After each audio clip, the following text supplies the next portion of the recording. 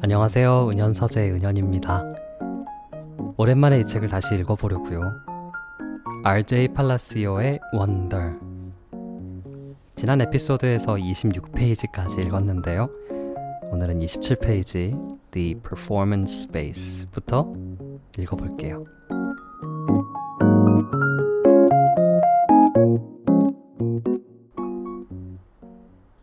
Charlotte basically didn't stop talking as we headed down to the second floor. She was describing the play they had put on last year, which was Oliver. She played Oliver even though she's a girl. As she said this, she pushed open the double doors to a huge auditorium. At the other end of the room was a stage. Charlotte started skipping toward the stage. Julian ran after her, and then turned around halfway down the aisle. "Come on," he said loudly, waving for me to follow him, which I did. "There were like hundreds of people in the audience that night," said Charlotte. And it took me a second to realize she was still talking about Oliver. I was so nervous. I had so many lines and I had all these songs to sing. It was so hard. Although she was talking to me, she really didn't look at me much. On opening night, my parents were all the way in back of the auditorium, like where Jack is right now. But when the lights are off, you can't really see that far back. So I was like, where are my parents? Where are my parents? And then Mr. Resnick, our theater arts teacher last year, he said, "Charlotte, stop being such a diva." And I was like, okay. And then I spotted my parents and I was totally fine. I didn't forget a single line. While she was talking, I noticed Julian staring at me out of the corner of his eye. This is something I see people do a lot with me. They think I don't know what they're staring, but I can tell from the way their heads are tilted. I turned around to see where Jack had gone to. He had stayed in the back of the auditorium like he was bored. "We put on a play every year," said Charlotte. "I don't think he's going to want to be in the school play, Charlotte," said Julian sarcastically. "You can be in the play without actually being in the play," Charlotte answered, looking at me. "You can do the lighting. You can paint the backdrops." "Oh yeah, woofy," said Julian, twirling his finger in the air. "But you don't have to take the theater arts elective if you don't want to," Charlotte said, shrugging. "There's dance or chorus or band. There's leadership." "Only dorks take leadership," Julian interrupted. "Julian, you're being so obnoxious," said Charlotte, which made Julian laugh. "I'm taking the science elective," I said. "Cool," said Charlotte. Julian looked directly at me. "The science elective is supposedly the hardest elective of all," he said. "No offense, but if you've never ever been in a school before, why do you think you're suddenly going to be smart enough to take the science elective? I mean, have you ever even studied science before? Like real science? Not like the kind you do in kids?" "Yeah," I noted. "He was homeschooled, Julian," said Charlotte. "So teachers came to his house?" asked Julian, looking puzzled. "No, his mother taught him," answered Charlotte. "Is she a teacher?" Julian said. "Is your mother a teacher?" Charlotte asked me. "No," I said. "So she's not a real teacher," said Julian, as if that proved his point. "That's what I mean. How can someone who's not a real teacher actually teach science?" "I'm sure you'll do fine," said Charlotte, looking at me. Let's just go to the library now, Jack called out, sounding really bored. Why is your hair so long? Julian said to me. He sounded like he was annoyed. I didn't know what to say, so I just shrugged. Can I ask you a question? He said. I shrugged again. Didn't he just ask me a question? What's the deal with your face? I mean, were you in a fire or something? Julian, that's so rude, said Charlotte. I'm not being rude, said Julian. I'm just asking a question. Mr. Tushman said we could ask questions if we wanted to. Not rude questions like that, said Charlotte. Besides, he was born like that. That's what Mr. Tushman said. You just weren't listening. I was so listening, said Julian. I just thought maybe he was in a fire too. Jeez, Julian, said Jack. Just shut up. You shut up, Julian yelled. Come on, August, said Jack. Let's just go to the library already. I walked toward Jack and followed him out of the auditorium. He held the double doors open for me, and as I passed by, he looked at me right in the face, kind of daring me to look back at him, which I did. Then I actually smiled.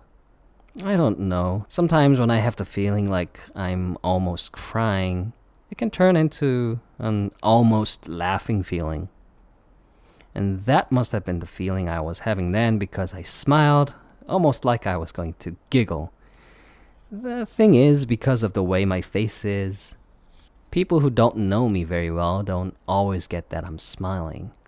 My mouth doesn't go up the corners the way other people's mouths do. It just goes straight across my face. But somehow Jack well got that, and I had smiled at him, and he smiled back. Julian's a jerk, he whispered before Julian and Charlotte reached us. But dude, you're gonna have to talk. He said this seriously, like he was trying to help me. I nodded as Julian and Charlotte caught up to us. We were all quiet for a second, all of us just kind of nodding, looking at the floor. Then I looked up at Julian. The word supposedly, by the way, I said. What are you talking about?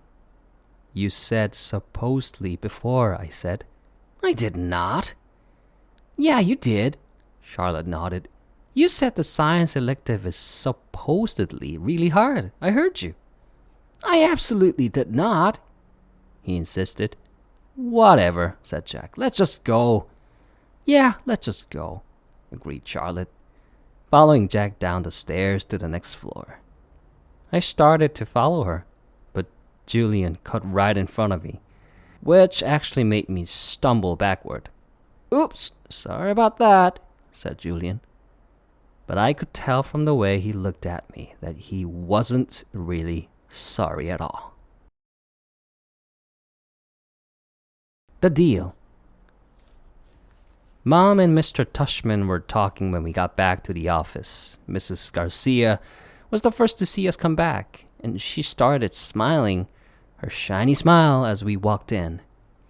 So, August, what did you think? Did you like what you saw? She asked. Yeah, I nodded, looking over at Mom. Jack, Julian, and Charlotte were standing by the door, not sure where to go or if they were still needed. I wondered what else they'd been told about me before they would meet me. Did you see the baby chick? Mom asked me. As I shook my head, Julian said, Are you talking about the baby chicks in science? Those get donated to a farm at the end of every school year. Oh, said Mom, disappointed. But they hatch new ones every year in science, Julian added. So August will be able to see them again in the spring. Oh, good, said Mom, eyeing me. They were so cute, August. I wished she wouldn't talk to me like I was a baby in front of other people. So, August, said Mr. Tushman, did these guys show you around enough, or do you want to see more? I realize I forgot to ask them to show you the gym. We did anyway, Mr. Tushman, said Julian. Excellent, said Mr. Tushman. And I told him about the school play and some of the electives, said Charlotte. Oh no, she said suddenly. We forgot to show him the art room. That's okay, said Mr. Tushman. But we can show it to him now, Charlotte offered. Don't we have to pick Via up soon? I said to Mom. That was our signal for my telling Mom if I really wanted to leave. Oh, you're right, said Mom, getting up. I could tell she was pretending to check the time on her watch. I'm sorry, everybody. I lost track of the time. We have to go pick up my daughter at her new school. She's taking an unofficial tour today. This part wasn't a lie, that Via was checking out her new school today. The part that was a lie was that we were picking her up at the school, which we weren't. She was coming home with Dad later. Where does she go to school? Asked Mr. Tushman, getting up. She's starting Faulkner High School this fall. Wow, that's not an easy school to get into. Good for her. Thank you, said Mom, nodding. It'll be a bit of scalp, though. The A train down to 86th and then the crosstown bus all the way to the east side. It takes an hour that way, but it's just a 15-minute drive. Oh, it'll be worth it. I know a couple of kids who got into Faulkner and love it, said Mr. Tushman. We should really go, Mom, I said, tugging at her pocketbook. We said goodbye kind of quickly after that. I think Mr. Tushman was a little surprised that we were leaving so suddenly. And then I wondered if he could blame Jack and Charlotte, even though it was really only Julian who made me feel kind of bad. Everyone was really nice, I made sure to tell Mr. Tushman before we left. I look forward to having you as a student, said Mr. Tushman, patting my back. Bye, I said to Jack, Charlotte, and Julian. But I didn't look at them, or look up at all, until I left the building. Home. As soon as we had walked at least half a block from the school, Mom said, So, how did it go? Did you like it? Not yet, Mom. When we get home, I said. The moment we got inside the house, I ran into my room and threw myself onto the bed. I could tell Mom didn't know what was up, and I guess I really didn't either.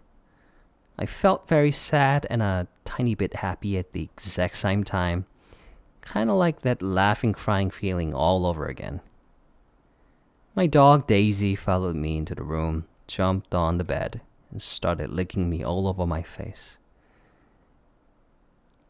Who's a good girlie? I said in my dad voice. Who's a good girlie? Is everything okay, sweetness? Mom said. She wanted to sit down beside me, but Daisy was hogging at the bed. Excuse me, Daisy, she sat down, nudging Daisy over. Were those kids not nice to you, Augie? Oh no, I said, only half lying. They were okay. But were they nice? Mr. Tushman went out of his way to tell me what sweet kids they are. Uh-huh, I nodded. But I kept looking at Daisy, kissing her on the nose and rubbing her ear until her back leg did that little flea scratch shake. That boy Julian seemed especially nice, Mom said. Oh no, he was the least nice. I liked Jack though. He was nice. I thought his name was Jack Will, but it's just Jack. Wait, maybe I'm getting them confused. Which one was the one with the dark hair that was brushed forward? Julian. And he wasn't nice? No, not nice. Oh. She thought about this for a second. Okay, so is he the kind of kid who's one way in front of grown-ups and another way in front of kids? Yeah, I guess. Ah, hate those, she answered, nodding. He was like, So, August, what's the deal with your face? I said, looking at Daisy the whole time. Were you in a fire or something? Mom didn't say anything. When I looked up at her, I could tell she was completely shocked. He didn't say it in a mean way, I said quickly. He was just asking. Mom nodded. But I really like Jack, I said. He was like, shut up, Julian. And Charlotte was like, you're so rude, Julian. Mom nodded again. She pressed her fingers on her forehead like she was pushing against a headache. I'm so sorry, Augie, she said quietly. Her cheeks were bright red. No, it's okay, Mom, really. You don't have to go to school if you don't want to, sweetie. I want to, I said. Augie, really, Mom, I want to. And I wasn't lying. First day jiffers. Okay, so I admit that the first day of school I was so nervous that the butterflies in my stomach were more like pigeons flying around my insides. Mom and Dad were probably a little nervous too, but they acted all excited for me, taking pictures of me and Via before we left the house since it was Via's first day of school too. Up until a few days before, we still weren't sure I would be going to school at all. After my tour of the school, Mom and Dad had reversed sides on whether I should go or not. Mom was now the one saying I shouldn't go, and Dad was saying I should. Dad had told me he was really proud of how I've handled myself with Julian, and I was turning into quite the strong man. And I heard him tell Mom that he now thought she had been right all along. But Mom, I could tell, wasn't so sure anymore. When Dad told her that he and Via wanted to walk me to school today too, since it was on the way to the subway station, Mom seemed relieved that we would be all going together. And I guess I was too. Even though Beecher Prep is just a few blocks from our house, I've only been on that block a couple times before. In general, I try to avoid blocks where there are lots of kids roaming around. On our block, everybody knows me and I know everybody. I know every brick and every tree trunk and every crank in the sidewalk. I know Mrs. Grimaldi, the lady who's always sitting by her window, and the old guy who walks up and down the street whistling like a bird. I know the deli in the corner where Mom gets our bagels and the waitresses at the coffee shop who all call me honey and give me lollipops whenever they see me. I love my neighborhood of North River Heights, which is why it was so strange to be walking down these blocks feeling like it was all new to me suddenly. Amersfoort Avenue, a street I've been down a million times, looked totally different for some reason. Full of people I never saw before, waiting for buses, pushing strollers. We crossed Amersfoort and turned up Heights Place. Via walked next to me like she usually does, and Mom and Dad were behind us. As soon as we turned the corner, we saw all the kids in front of the school, hundreds of them talking to each other in little groups, laughing or standing with their parents, who were talking with other parents. I kept my head way down. Everyone's just as nervous as you are, said Via in my ear. Just remember that this is everyone's first day of school, okay? Mr. Tushman was greeting students and parents in front of the school entrance. I have to admit, so far, nothing bad had happened. I didn't catch anyone staring or even noticing me. Only once did I look up to see some girls looking at my way and whispering with their hands cupped over their mouth, but they looked away when they saw me notice them. We reached the front entrance. Okay, so this is it, big boy, said Dad, putting his hands on top of my shoulders.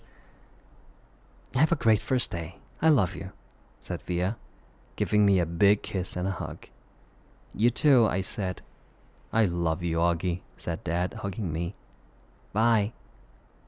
Then Mom hugged me, but I could tell she was about to cry, which would have totally embarrassed me. So I just gave her a fast, hard hug, turned, and disappeared into the school. Locks. I went straight to room 301 on the third floor. Now, I was glad I'd gone on that little tour because I knew exactly where to go and didn't have to look up once. I noticed that some kids were definitely staring at me now. I did my thing of pretending not to notice. I went inside the classroom and the teacher was writing on the chalkboard while all the other kids started sitting at different desks. The desks were in a half circle facing the chalkboard, so I chose the desk in the middle of toward the back, which I thought would make it harder for anyone to stare at me. I still kept my head way down, just looking up enough from under my bangs to see everyone's feet. As the desks started to fill up, I did notice that no one sat down next to me. A couple times someone was about to sit next to me, then changed his or her mind at the last minute and sat somewhere else. "Hey, August," it was Charlotte, giving me her first little wave as she sat down at a desk in front of the class. Why anyone would ever choose to sit way up front in a class, I don't know. "Hey," I said, nodding hello. Then I noticed Julian was sitting a few seats away from her talking to some other kids. I know he saw me, but he didn't say hello. Suddenly, someone was sitting down next to me. It was Jack Will. Jack. "What's up?" he said, nodding at me. "Hey, Jack," I answered, waving my hand, which I immediately wished I hadn't done because it felt kind of uncool. "Okay, kids, okay, everybody settle down," said the teacher, now facing us. She had written her name, Ms. Petosa, on the chalkboard. "Everyone find a seat, please. Come in," she said to a couple of kids who had just walked into the room. "There's a seat there and right there." She hadn't noticed me yet. "Now, the first thing I want everyone to do is stop talking and..." She noticed me. "Put your backpacks down and quiet down." She had only hesitated for a millionth of a second, but I could tell the moment she saw me. Like I said, I'm used to it by now. "I'm going to take attendance and do the seating chart," she continued, sitting on the edge of her desk. Next to her were 3 neat rows of accordion folders. When I call your name, come up and I'll hand you a folder with your name on it. It contains your class schedule and your combination lock, which you should not try to open until I tell you to. Your locker number is written on the class schedule. Be forewarned that some lockers are not right outside this class, but down the hall. And before anyone even thinks of asking, no, you cannot switch lockers and you can't switch locks. And if there's time at the end of this period, we're all going to get to know each other a little better, okay? Okay. She picked up the clipboard on her desk and started reading the names out loud. "Okay, so Julian Albans," she said, looking up. Julian raised his hand and said, "Here," at the same time. "Hi, Julian," she said, making a note on her seating chart. She picked up the very first folder and held it out toward him. "Come pick it up," she said, kind of no nonsense. He got up and took it from her. "Shinema-chin?" She handed a folder to each kid as she read off the names. As she went down the list, I noticed that the seat next to me was the only one still empty, even though there were 2 kids sitting at one desk just a few seats away. And she called the name of one of them, a big kid named Henry Joplin, who already looked like a teenager. She said, "Henry, there's an empty desk right over there. Why don't you take that seat, okay?" She handed him his folder and pointed to the desk next to mine. Although I didn't look at him directly, I could tell Henry did not want to move next to me, just by the way he dragged his backpack on the floor as he came over, like he was moving in slow motion. Then he plopped his backpack up really high on the right side of the desk, So it was kind of like a wall between his desk and mine. Maya Markovits, Miss Petosa was saying. Here, said a girl about 4 desks down from me. Miles Norrie? Here, said the kid that had been sitting with Henry Joplin.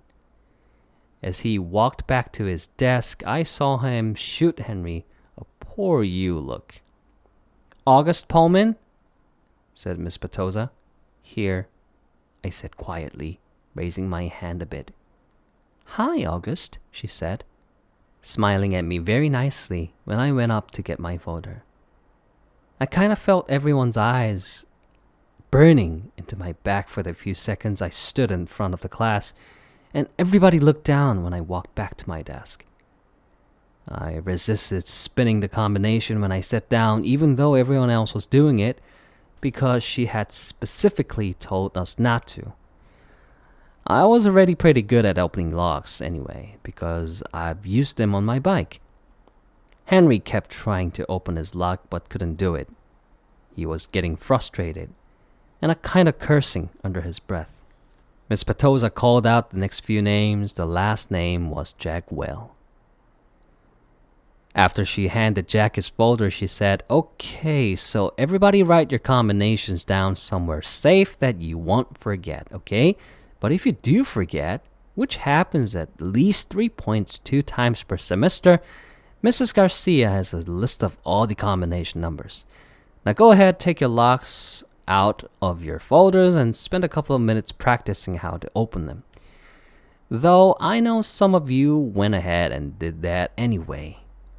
She was looking at Henry when she said that. And in the meanwhile, I'll tell you guys a little something about myself, and then you guys can tell me a little about yourselves, and we'll get to know each other. Sound good? Good. She smiled at everyone, though I felt like she was smiling at me the most.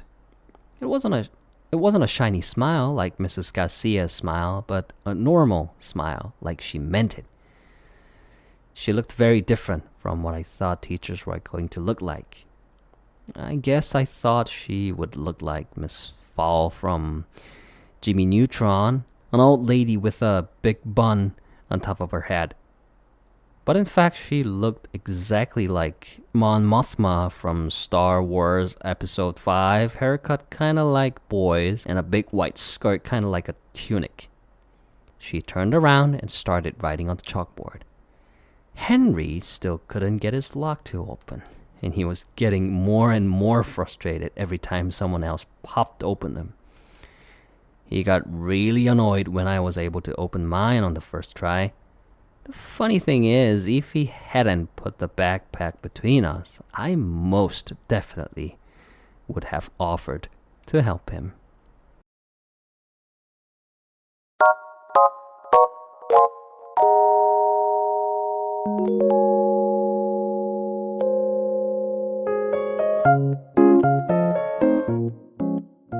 네, 오늘은 여기까지 읽을게요. 40페이지까지 읽었고요. 다음 에피소드에서는 41페이지 Around the Room, 교실에 들어간 오거스트의 이야기 계속해서 들려드리겠습니다.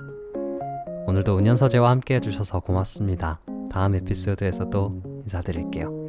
매일매일 업로드되는 하루 한 장 고전 수업도 많이 사랑해주세요.